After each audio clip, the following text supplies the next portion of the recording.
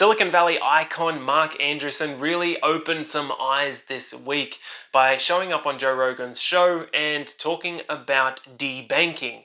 Now, this is something that, as the name would suggest, means you no longer have access to the banking infrastructure. That's when an individual or a company essentially gets shut out of the banking infrastructure. They can't do business there, and it makes life extremely difficult. I mean, imagine waking up one day and your accounts have been frozen, all of your assets are frozen, your cards don't work, you are trying frantically to set up new ones, however you're getting denied at them because there has been some sort of black stamp put on your name, and largely you won't get a lot of answers from the companies that will deny this banking infrastructure for you, but it tends to have political overtones to it, and certainly in this case about what Mark is referring to. He was sharing how over 30 tech companies, particularly in the crypto world, have been debanked within the last year as a result of the Biden administration.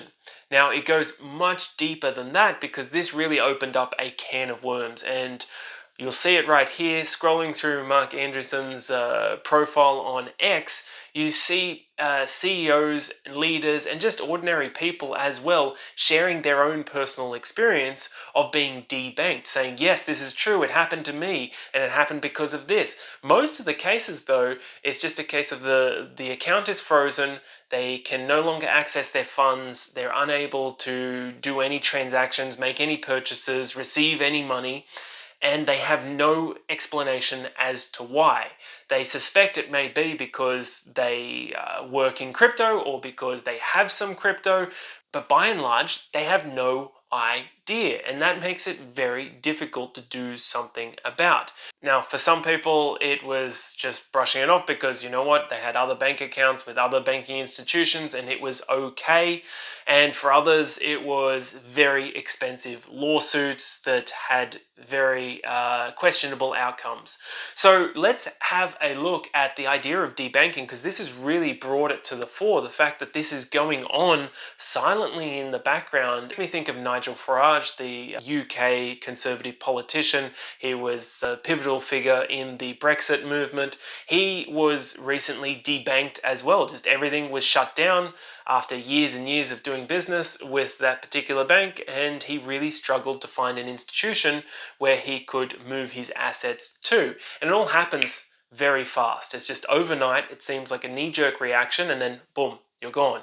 You're a politically exposed or a risky or vulnerable person in the eyes of the banking industry. And you know what? Fair enough. Banks have the prerogative to do that. If they need to de-risk and if they deem that someone is a risky person, sure. Where it gets into a very gray area is when there is political pressure on that person and there's no real risk. The bank would like to do business with the person because, well, that's what banks do. That's their customer. They are making money off that person. They would like to keep doing that. It's when the government is then putting pressure on the banks, or the regulatory agencies to put pressure on the banks, that it makes it highly illegal. And this is all in a very big questionable grey zone at the moment. Just like when it happened in 2022 with the trucker protests in Canada, where certain people were debanked simply for donating to the cause. That blows my mind that happened, and I think it was a huge mistake on the behalf of the Canadian government, because it really revealed the vulnerabilities of being a Canadian citizen, much like the vulnerabilities of being an Australian citizen today. Just ordinary citizens are getting their accounts frozen as a result of receiving a crypto transfer because, well, the crypto markets are booming right now. A lot of people are cashing out. And Aussie banks do not like that. They're just closing things down left, right, and center. It highlights the precarious position that we are in if we only have one bank account. Now, it's obviously better to have very separate bank accounts, so with different institutions, but I think you can go a step beyond that. I think it highlights the importance of having a residency somewhere set up as well as banking somewhere else set up. And that doesn't necessarily have to be where you are a resident. Now, we all think of countries like Switzerland, Singapore, Hong Kong, fantastic banking in these places. With Hong Kong, I'm not sure how long that is going to be, but certainly in the past has been a phenomenal place for banking. But there are other places that are available as well. So you have countries like Panama, of course, is renowned for its financial institutions. There's Paraguay for the ease of setting up tax-free residency, and you can set up banking there as well. There's Cambodia, which is really opening up and trying to make it easier for foreigners to bank there and to do business there. There's places like Georgia, which has made it much easier to do banking there. The UAE, of course, Dubai, Abu Dhabi, these places have built their brand on banking. And even there is Russia. Now, that is a bit of a contrast because there's a ton of sanctions. It makes it very difficult to move money in and out.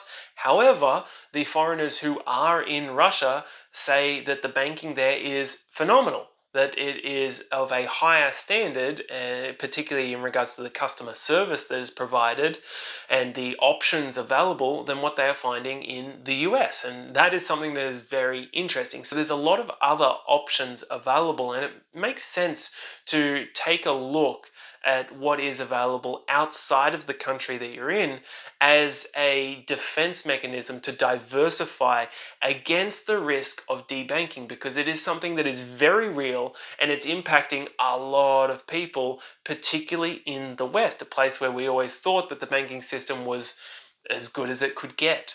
It turns out it's not as good as it could get, and you could get much more security by diversifying around the world. So there are options out there. We just have to become aware of them and take a look for what is going to be the best fit for us. Because keep in mind, there are no perfect places, just like there are no perfect banks.